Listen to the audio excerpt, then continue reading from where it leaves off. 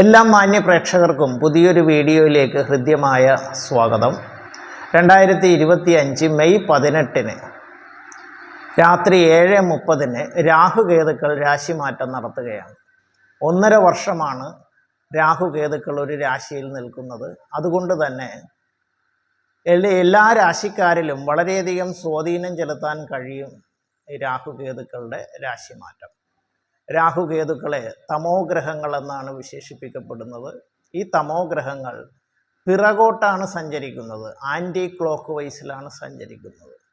ഇപ്പോൾ മീനൻ രാശിയിൽ നിൽക്കുന്ന രാഹു അതിൻ്റെ പിറകിലത്തെ രാശിയായ കുംഭത്തിലേക്കും, കന്നി രാശിയിൽ നിൽക്കുന്ന കേതു അതിൻ്റെ പിറകിലത്തെ രാശിയായ ചിങ്ങത്തിലേക്കുമാണ് ഗ്രഹചാരം നടത്തുന്നത്.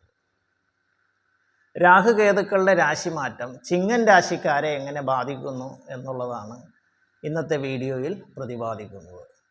മകം, പൂരം, ഉത്രം നക്ഷത്രത്തിൻ്റെ ആദ്യപാദം എന്നീ നക്ഷത്രങ്ങൾ ചേർന്ന് വരുന്ന ചിങ്ങൻ രാശിക്കാരെ സംബന്ധിച്ചിടത്തോളം 7-ൽ രാഹുവും ജന്മത്തിൽ കേതുവുമാണ് വരുന്നത്. 7 എന്ന് പറയുന്നത് ദാമ്പത്യ സ്ഥാനമാണ്.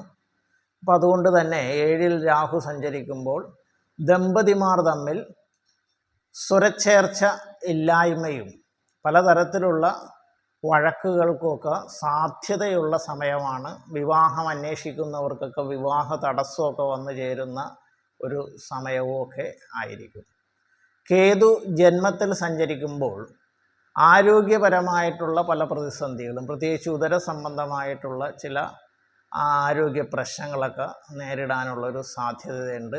എല്ലാ കാര്യത്തിലും ഒരു അലസതയും മടിയും ഒക്കെ വന്നു ചേരുന്നൊരു സമയമാണ്. ഒരു കാര്യത്തിലും കൃത്യമായിട്ടൊരു തീരുമാനവും എടുക്കാൻ പറ്റാത്ത രീതിയിലുള്ള ഒരു സമയവും കൂടിയാണ്.